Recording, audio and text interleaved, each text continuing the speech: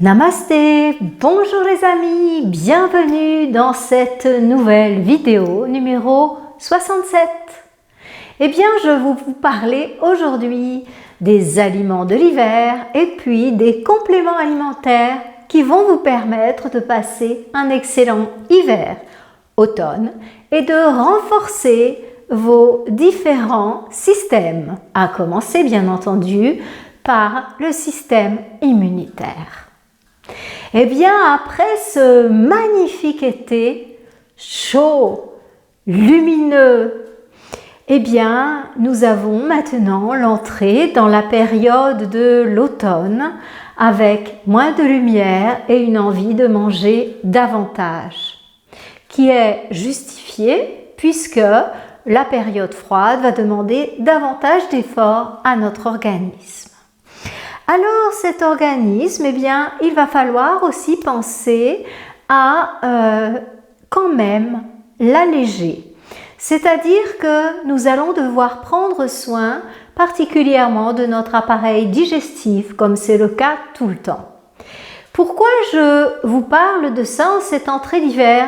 Parce que l'hiver, c'est un moment où on aime manger un petit peu plus gras, un petit peu plus lourd. Et c'est pas forcément ce qu'il faut faire pour que l'organisme soit sain et prêt à réagir aux différentes stimulations physiques, émotionnelles et mentales. Donc, une petite mise en garde par rapport aux graisses cuites en particulier, à tout ce que l'on fait revenir, à tout ce que l'on fait frire. Tous ces aliments, ce sont de vrais ennemis de l'appareil digestif. Lorsqu'on parle d'appareil digestif, on parle aussi de notre réalité émotionnelle et de l'énergie globale du corps. Lorsque vous prenez des aliments qui sont très gras, eh bien, ça va demander beaucoup d'efforts à votre appareil digestif pour pouvoir justement en tirer le meilleur parti, les digérer et assimiler ces aliments. Donc, je dirais vigilance cet hiver, cet automne, par rapport à tout ce qui est frit, à tout ce qui est soit revenu dans l'huile, dans le gras, tout ce qui est frit.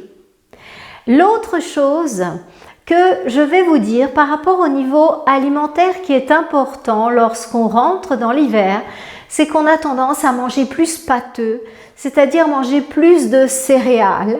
Ça se comprend, il fait froid, on a besoin de se sentir bien rempli. Eh bien, je dirais qu'il serait positif d'avoir la présence d'esprit de manger moins de céréales, mais en revanche de manger plus de légumineuses, ces fameuses protéines vertes, les lentilles, les pois chiches, les pois cassés, les haricots secs et même quinoa sont d'excellents apports en protéines vertes qui vous éviteront de manger des produits d'origine animale. Donc vous savez à quel point ils sont nocifs, à la fois pour notre santé et à la fois pour le devenir de l'humanité, puisque avant qu'on ait ces aliments dans notre assiette, ce sont des animaux, des cœurs qui battent, des émotions.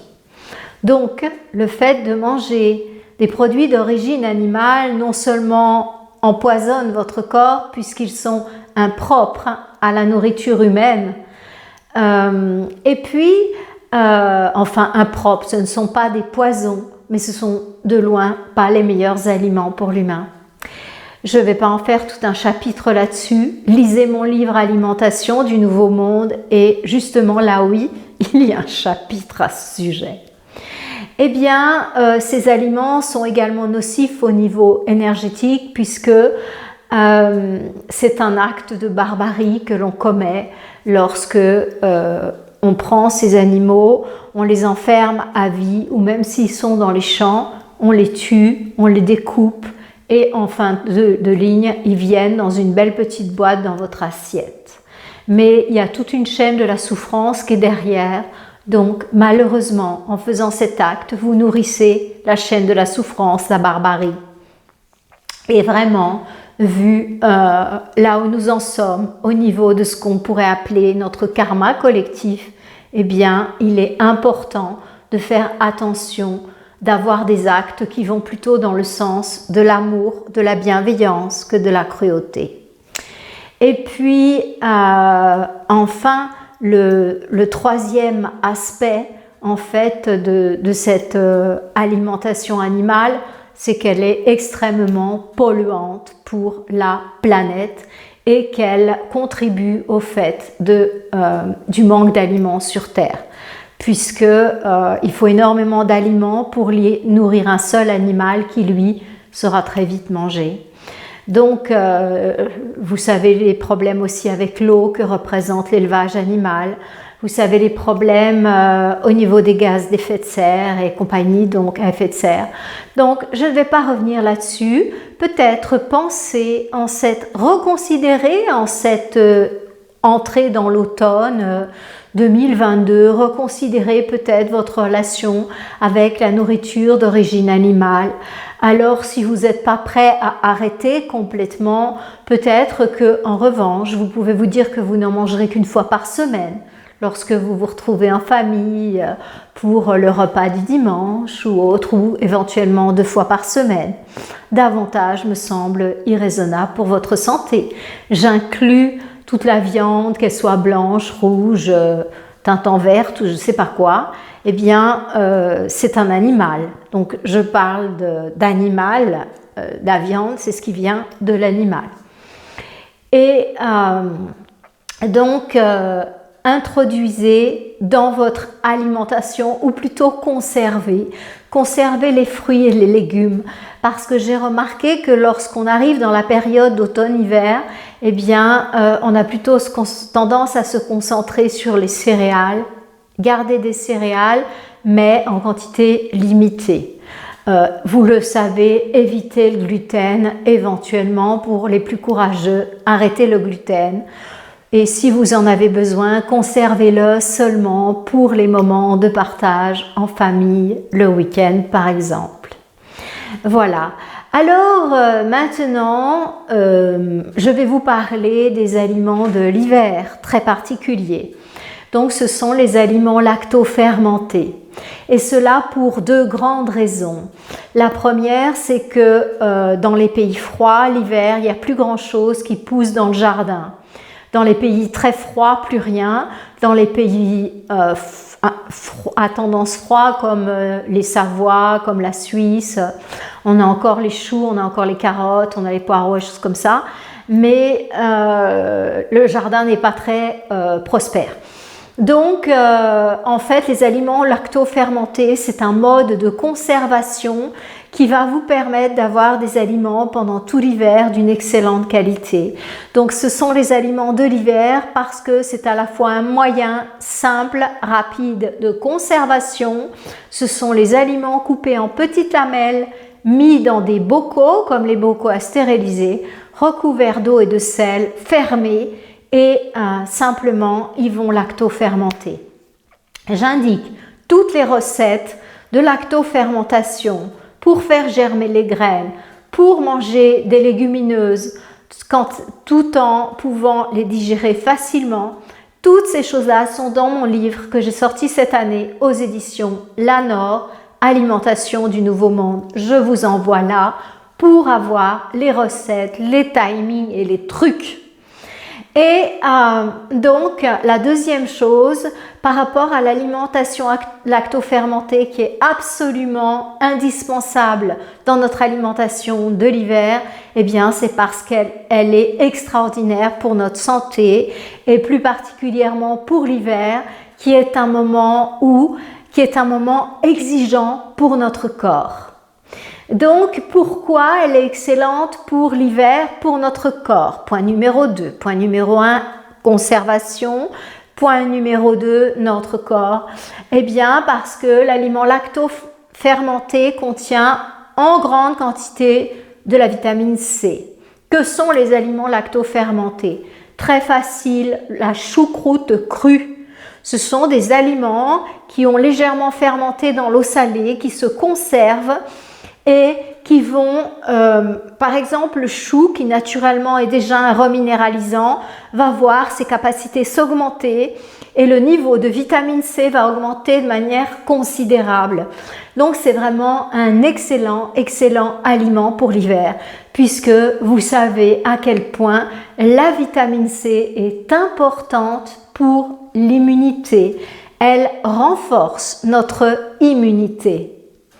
Et l'autre chose capitale dans les aliments lacto-fermentés, c'est qu'il s'agit d'un apport naturel en probiotiques. Donc, ce ne sont pas des probiotiques qui ont été mis dans tel ou tel produit ou qui viennent de lait, le lait qui est complètement contraire à la santé des intestins. Eh bien non, ça vient d'un aliment 100% végétal, complètement sain et c'est dans son propre milieu. Donc, les meilleurs probiotiques que vous puissiez trouver, c'est dans les aliments lacto-fermentés du type choucroute crue. Où trouve-t-on de la choucroute crue? Vous l'avez en pot comme ça dans pratiquement tous les magasins bio. Théoriquement dans tous, mais en ce moment, j'ai vu que certains étaient en rupture de stock.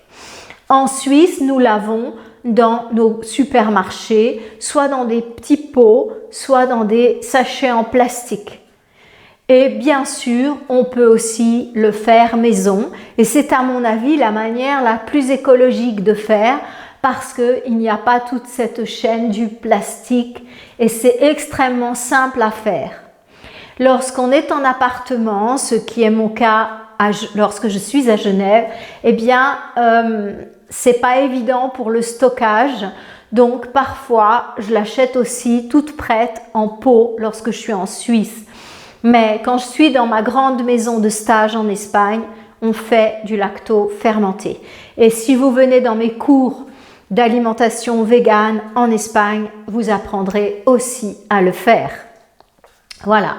Donc, quelle quantité maintenant prendre de lacto fermenté et à quel moment de la journée? Premièrement, la quantité. Vous pouvez prendre 2 cuillères à soupe par jour.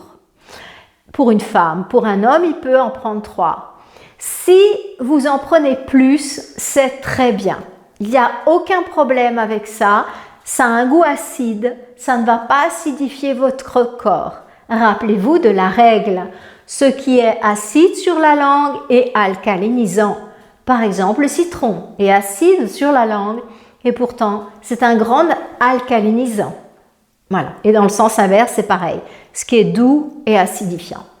Eh bien, vous pouvez en prendre davantage, il n'y a aucun problème. Mais le minimum, ça serait 2 cuillères à soupe, voire une bien pleine pour une femme et le double pour un homme. Voilà, surtout s'il a une activité physique importante. Est-ce qu'on peut en donner aux enfants? Absolument qu'on peut en donner aux enfants. Les tout petits, vous verrez, ils ont tendance un petit peu à le recracher parce que c'est trop acide pour eux, vous voyez. Donc, attendez quand même que votre enfant ait découvert un certain nombre de goûts et que son appareil digestif se soit stabilisé pour pouvoir lui donner de la choucroute crue. Et en tout cas, donnez-lui au début en petite quantité. Mais après, les enfants, ils en réclament en fait, ils adorent ça. Et c'est très bien parce que ça va leur faire plein de vitamine C et puis plein de probiotiques pour leurs petits intestins. Donc, c'est une bonne habitude à prendre. Et dans les pays froids, comme la Russie par exemple, les aliments lacto-fermentés font partie de l'alimentation quotidienne. Et ces gens-là sont très résistants au froid. Donc, intégrez-le à votre alimentation quotidienne. Attention, ne pas le manger le soir. Pourquoi? Parce que le soir, eh bien, la vitamine C va vous empêcher de dormir. Elle est tonifiante. Elle apporte de l'énergie. Donc, du coup, avec le repas du soir, eh bien, évitez la choucroute crue. Enfin, je dis la choucroute, évitez les lacto-fermentés dans leur ensemble. Voilà. Donc, résumons-nous. Évitez absolument ce qui est frit pour pas alourdir votre appareil digestif. Essayez de ralentir au maximum le gluten. Essayez de ralentir au maximum les produits d'origine animale. Et introduisez les lacto-fermentés, si vous le pouvez, chaque jour dans votre alimentation. N'abandonnez pas les fruits et les légumes pendant l'hiver.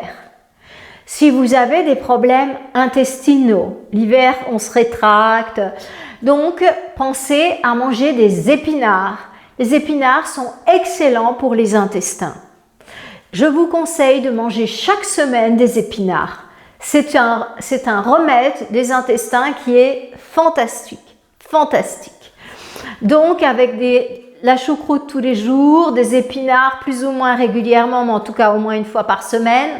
Alors là, je parle bien entendu pas des épinards hachés qui viennent dans une petite barquette congelée.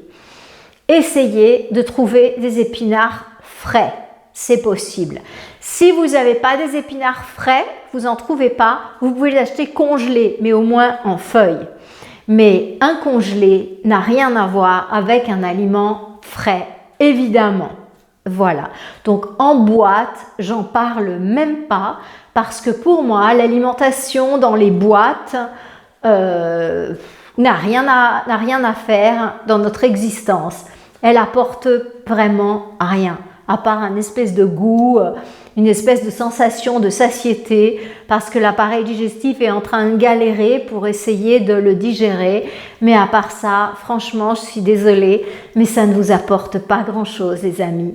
Voilà, donc vous avez une petite idée maintenant de quoi manger. Les soupes sont toujours bienvenues, en particulier le soir. Vous le savez, le soir, c'est le repas du mendiant. Hein? Et ce repas du soir, eh bien, il est important qu'il soit léger pour que je puisse avoir un sommeil réparateur. Donc, pour le repas d'une soir, si vous mangez encore le soir, pour ceux qui font le jeûne intermittent, ça n'entre pas en compte puisque vous ne mangez que 2 fois par jour et que vous ne mangez pas le soir. Mais pour les personnes qui mangent encore le soir, entre 6h et 7h, 8h, eh bien, une soupe, c'est très raisonnable et voilà, ça vous permet quand même d'avoir quelque chose de chaud qui va vous, au niveau émotionnel, vous rassurer, qui va vous remplir et qui va pas trop vous alourdir pour la nuit parce que ça va se digérer relativement rapidement. Sauf si bien sûr dans cette soupe vous mettez 1 tonne de fromage, des petits croûtons, éventuellement des morceaux de lard ou je sais pas. Qu'est-ce qu'on peut inventer d'autre? En général c'est le fromage. Donc ça, je parle d'une soupe sans fromage parce que le fromage, en plus le soir, c'est vraiment une très très mauvaise idée. C'est lourd. C'est lourd à digérer, ça demande beaucoup à l'organisme et malheureusement, ça va venir puiser sur nos stocks de vitamine D puisque le calcium qui est dans les produits laitiers, on ne peut pas le digérer. Donc le corps va faire un effort pour essayer d'en absorber un peu et il va aller chercher dans vos stocks de vitamine D pour pouvoir essayer de le digérer. Donc c'est une très mauvaise idée l'hiver, ce genre d'aliments, dans tous les cas. Après, une fois de temps en temps, quand vous êtes en famille ou autre, si vous n'avez pas d'intolérance, eh bien, pourquoi pas? Donc, mais là, ici, dans cette vidéo, je vous parle davantage d'une routine.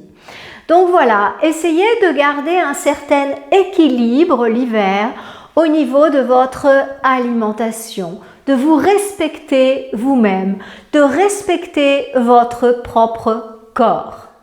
Et puis, eh bien, durant l'hiver, là, pour rentrer dans l'hiver, vous allez pouvoir prendre quelques petits compléments alimentaires. Quels compléments alimentaires seraient bienvenus? Eh bien, là, en ce mois d'octobre, enfin à partir de maintenant, de l'entrée dans l'automne, là, eh bien, vous pouvez tout à fait faire une petite cure de curcuma. Le curcuma, c'est un anti-inflammatoire, ça va stimuler votre système immunitaire. Enfin, c'est un aliment qui est plein de propriétés. Donc, comment prendre du curcuma et où l'acheter? Le curcuma, eh bien, vous pouvez l'acheter en poudre dans n'importe quel supermarché ou magasin bio. Vous le prenez, bien entendu, d'origine biologique et en poudre. Et le matin, à jeun, vous mettez une cuillère à café rase de curcuma dans un verre d'eau et vous remuez. Et vous buvez ce curcuma le matin à jeun pendant un mois ou encore mieux, une lunaison. Comment faire avec une paille? Je préfère faire faire les cures de curcuma avec une paille parce que c'est quand même drôlement colorant, le jaune du curcuma. Donc, ça peut vous colorer les dents, en fait. Vous allez me dire qu'en Inde, ils l'utilisent pour blanchir les dents, comme ça, ils se frottent les dents avec et c'est censé les blanchir. C'est pas mon expérience et j'ai vu chez certains patients qui avaient des résines, des choses comme ça en bouche, que ça avait tendance à jaunir.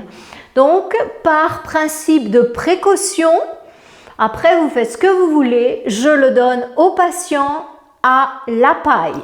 Ça peut vous paraître amusant, surprenant, je n'en sais rien, mais en tout cas c'est ma manière de faire parce que à jeun tous les matins pendant un mois, ça en fait quand même du curcuma. Ça ne vous empêche pas de mettre du curcuma frais dans vos jus, d'en boire à côté, tout ça. Mais la cure, vous pouvez la faire avec du curcuma déshydraté que vous mettez dans l'eau, que vous remuez et que vous buvez. Donc ça sera votre première cure. Vous allez la commencer à peu près fin septembre, début octobre, disons, début octobre, et voilà. Ensuite, le mois suivant, on va rentrer vraiment dans une période plus froide. Et là, ça sera un excellent moment pour faire une petite cure de chlorure de magnésium. Celle de Nigari va très bien aussi, évidemment. Je vous parle ici de la cure de chlorure de magnésium parce qu'elle est très facilement accessible dans n'importe quelle pharmacie. Alors, comment se fait la cure de chlorure de magnésium? Où l'acheter? Quelle quantité? Alors, la cure de chlorure de magnésium est très simple parce que vous pouvez trouver des sachets de chlorure de magnésium dans toutes les pharmacies dans la majorité des pays. C'est d'une simplicité enfantine et c'est un remède qui va nettoyer l'ensemble du corps, booster votre système immunitaire et vous redonner de l'énergie. J'adore les cures de chlorure de magnésium. Et donc, vous avez deux types de sachets, les sachets de 20 grammes et les sachets de 30 grammes. 20 grammes égale 1 litre d'eau et bien sûr 30 grammes, 1 litre et demi. Comment préparer votre remède de magnésium? Vous prenez une bouteille d'1 litre, s'il fait 20 grammes, ou d'1 litre et demi s'il fait 30 mg. Et puis, vous mettez ça dans votre bouteille d'eau. Voilà. Et vous le secouez et vous le rangez au frigo. Et le matin, chaque matin, vous prenez un verre à 3/4 rempli de chlorure de magnésium, c'est-à-dire, pour être précis, à peu près 200 ml de 2 décis. Donc, si ça fait trop, que ça vous donne de la diarrhée, vous diminuez. Parce que le chlorure de magnésium a un pouvoir laxatif. Donc, essayez, si c'est trop laxatif, vous diminuez la quantité, voire la concentration. En France, il existe des comprimés de chlorure de magnésium, c'est très pratique. Ça s'appelle Delbiase. À ce moment-là, vous pouvez prendre un comprimé avec un grand verre d'eau. Voilà. Et faites cette cure de chlorure de magnésium pendant un mois. Ça sera votre cure du mois de novembre. Et comme ça, vous allez renforcer pendant toute cette période de novembre votre système immunitaire. Si vous ne faites pas d'abus de table, si vous avez mis en place la douche glacée, dont je parle pratiquement dans toutes mes vidéos, eh bien, vous allez passer un hiver sans problème de rhume et compagnie. Cela, bien entendu, à condition que vous ayez arrêté les produits d'origine animale, pardon, les produits laitiers. Parce que les produits laitiers sont champions pour nous faire fabriquer du mucus qui remonte dans les émonctoires et dans les voies respiratoires. Les gens qui mangent beaucoup de produits laitiers ont très souvent des grippes à répétition. Ils ont le nez qui coule, ils ont de la morve qui pend. Enfin, c'est quelque chose d'assez édifiant. Donc, eh bien, si vous n'arrivez pas à arrêter complètement les produits laitiers, en tout cas diminuez-les au maximum. Et faites vos cures, prenez soin de votre alimentation. Et prenez vos douches froides ou en tout cas progressivement, comme je l'expliquais dans ma dernière vidéo, retournez sur la 66, vous allez avoir toute l'explication pour la douche froide. Et une autre chose importante, c'est pas de vous habiller pour ressembler à des ours polaires. C'est justement l'inverse. C'est d'avoir la présence d'esprit, d'habituer votre corps progressivement au froid. Ça ne veut pas dire aller se promener en bikini, mais ça veut dire s'exposer au froid dans la journée. Donc, vous pouvez très bien sortir quelques instants en t-shirt. C'est excellent parce que ça va entraîner votre corps à résister au froid. Pour vous entraîner pour renforcer votre biceps du bras, vous allez faire des exercices de biceps qui vont mobiliser le biceps du bras, non? Voilà. Donc, si vous voulez vous renforcer votre résistance au froid, il ne faut pas trop chauffer votre maison et puis il faut par moment vous exposer au froid. Il ne faut pas hésiter à sortir dans le froid, pas longtemps, et après vous rentrez, vous vous couvrez. Mais c'est vraiment important de ne pas refuser le contact avec le froid. L'hiver, on a tendance à rester enfermé à la maison. C'est une erreur. Quand vient le froid, il faut continuer à sortir, à marcher, à s'oxygéner. Ça fait partie de votre préparation à l'hiver. Et enfin, pour terminer, votre maison. Eh bien, l'hiver, on a tendance à tout boucler. Et c'est pas ça qu'il faut faire. Parce que quand on boucle le trou, on garde l'humidité, on garde le gaz carbonique, on garde les résidus de poussière. Il faut vraiment que vous pensiez, même l'hiver, à aérer votre maison. Et ça fait partie des consignes qui sont importantes pour l'hiver. Voilà les amis, vous voilà avec beaucoup d'informations pour pouvoir bien vous préparer d'un point de vue physique à la saison froide. Je résume. 1. Prenons soin de notre alimentation. 2. Faisons des petites cures. 3. Exposons-nous au froid, y compris à la douche froide. 4. Pensons à aérer régulièrement notre maison et à sortir, à faire de l'exercice physique. Ce froid n'est pas un ennemi. Pensez bien que le froid est un grand ami quand on a des puces plein les rosiers. Eh bien, en fait, au moment de l'hiver, toutes les puces meurent et au printemps, nos rosiers sont à nouveau sains. Voyez, l'hiver va tuer tous les parasites. Donc, c'est pas du tout un ennemi l'hiver, mais il faut s'y adapter. Il faut prendre les bonnes mesures pour qu'il soit un bon ami.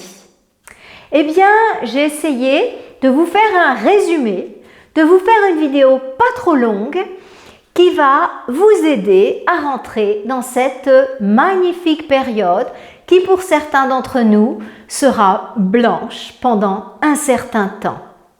Voilà les amis, si vous avez aimé cette vidéo, n'hésitez pas à mettre un pouce, ça soutient la chaîne. Et puis, n'hésitez pas à partager cette vidéo avec des personnes avec qui vous avez envie d'aller dans le sens de la santé, dans le sens de la lumière. Et aussi, eh bien entendu, abonnez-vous si ce n'est pas déjà fait. Voilà les amis, je vous souhaite une bonne entrée dans l'automne, plein de force, plein de sourires et plein de bonheur. N'oubliez pas d'être en identification interne et pas externe. C'est pas parce qu'il fait froid à l'extérieur que tout va mal. Votre corps, il est toujours à 37. La lumière est toujours en vous. Excellent automne mes amis et à la semaine prochaine dans une nouvelle vidéo. Namasté.